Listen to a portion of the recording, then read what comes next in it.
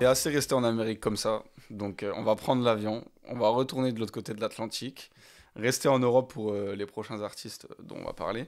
Et puisqu'il n'y a pas que Bellingham qui fait briller Madrid cette année, et pour en faire la démonstration, bah, je vais laisser Val nous parler d'une chanteuse et productrice espagnole qui marque ce début d'année. Voilà, exactement. Donc, je vais vous parler d'un album qui est sorti début janvier et que du coup j'ai bien kiffé, qui s'appelle Es que acaso no me oyes. Donc, j'ai un accent de mec qui a fait le V2 allemand, mais bon, ça, c'est pas grave. Donc, ça se traduit par Peut-être que tu ne m'entends pas. Et donc, qui a été sorti par une jeune artiste, comme Baptiste l'a dit, chanteuse, productrice, qui s'appelle Rebe, pour Rebecca, qui est originaire de Madrid et donc qui est déjà active dans la musique depuis 6 7 ans. Voilà, donc moi j'ai découvert assez récemment via un autre artiste espagnol que j'écoutais déjà depuis pas mal de temps, qui s'appelle Otro, qui a d'ailleurs fait quelques prods pour des rappeurs français, mais bon, voilà. Les deux, en fait, Otro et Rebe, ils sont assez proches artistiquement, mais aussi en fait amicalement. Ils collaborent souvent ensemble. Ils ont lâché un EP d'ailleurs avant Noël qui était pas mal en 2 titres. Et puis il y a Otro aussi qui produit souvent pour Rebe ou qui coproduit. D'ailleurs, il a des crédits sur l'album dont on va parler. Voilà, donc pour parler plus de Rebe et de son style, elle est plus dans un délire bedroom pop, vraiment sentimental, pas mal de ballades, c'est comment dire, un truc un peu lo-fi, toujours intimiste et il est toujours beaucoup question d'amour.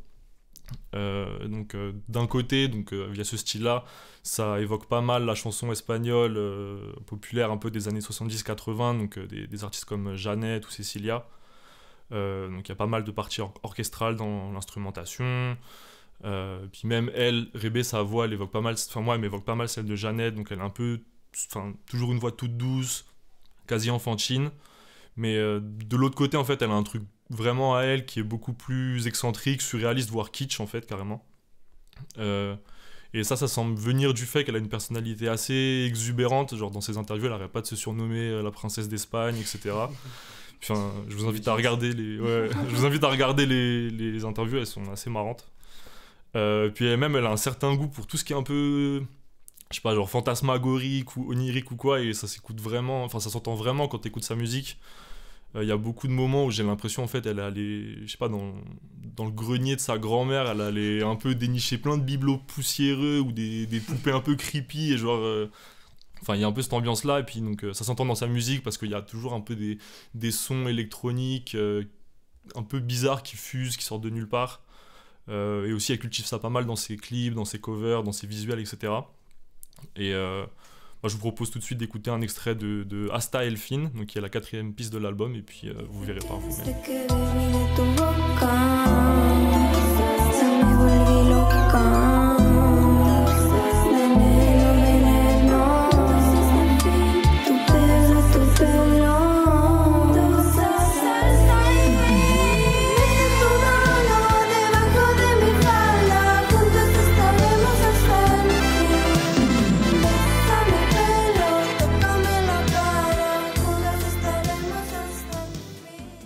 Donc voilà, ça c'était Hasta el Fin. Et donc c'était, comme vous l'avez vu, un thème assez sentimental et tout. Et en fait, depuis qu'elle a commencé à faire de la musique, quasiment toutes ses chansons, elles traitent de près ou de loin d'amour, souvent de très près en fait. D'histoires amoureuses, de façon assez situationnelle, c'est assez marrant parfois. Et voilà, c'est toujours sur un ton léger, même parfois carrément comique, parce que c'est tellement décalé que tu te dis mais qu'est-ce qu'elle raconte. Et je sais pas, il y avait une chanson où elle parlait d'un amour impossible avec un conducteur de tracteur, mais on savait pas trop pourquoi c'était impossible. Très actuel. Exactement. Ouais.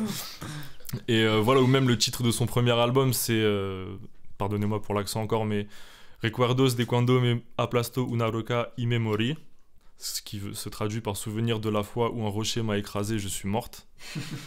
mais voilà. Mais en fait, sur ce nouvel album, elle prend un peu un virage à 180 degrés, donc c'est avant tout sous l'angle de la douleur qu'elle va aborder l'amour, ce qui est assez nouveau. Du coup, en fait, dolor, donc douleur en français, je crois que c'est le mot qui revient le plus tout au long de l'album, que ce soit dans les paroles ou même dans les titres de chansons.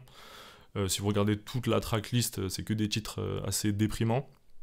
Et même le titre de l'album, du coup, il dénote un peu un changement de ton par rapport à ce qu'elle a fait précédemment. Et même je trouve qu'au niveau de la voix, avant, bon, du coup comme j'ai dit, elle faisait des trucs assez légers, ça sentait un peu dans sa voix qu'elle était un peu espiègle ou quoi, mais là sa voix elle est beaucoup plus traînante, un peu plus plaintive, etc. Donc beaucoup plus triste. Et même dans une interview récente dont elle parlait de l'album, elle décrit la Rébé de 2024 comme morte et affligée. Et je trouve que voilà, l'extrait qu'on a passé, c'était l'illustration parfaite de ça. Et ça veut pas dire qu'il y a que des morceaux un peu déprimants dans l'album. En fait, il y a pas mal de sons avec des instrus qui sont à rebours comment dire, des émotions qu'elle entend exprimer. Par exemple, il y a Marisol ou Dame Dame Dame Eso. Qui ont pas mal de rythmiques enjouées avec des four to the floor, etc. Et donc ça contraste pas mal en fait avec la douleur qui est manifeste.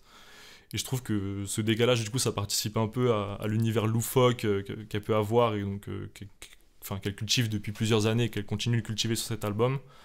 Et la seule exception, du coup, qu'on peut trouver à ça, c'est le morceau Yo te llevo conmigo al cielo. Donc il y a une rythmique un peu, reggaeton un peu lente, langoureuse, où justement elle laisse parler ce côté espiègle pour lequel on la connaissait avant. Et pour moi c'est un des meilleurs instants de l'album, et donc je vous propose qu'on finisse dessus histoire de conclure sur une note un peu plus sympa. Venga, vamos, ya suelta ese picaporte, tú no tienes que tener miedo, yo te llevo conmigo al cielo, pronto todo será mío, las casas del norte, las llaves del mar, no hace falta que tengas dinero, yo a ti todo te lo voy a dar. Venga, vamos, ya no hace falta el pasaporte, yo soy una chica de corte, no te tienes que preocupar. Posse cut, kill the track, annihilate the sequel. Posse cut, cut.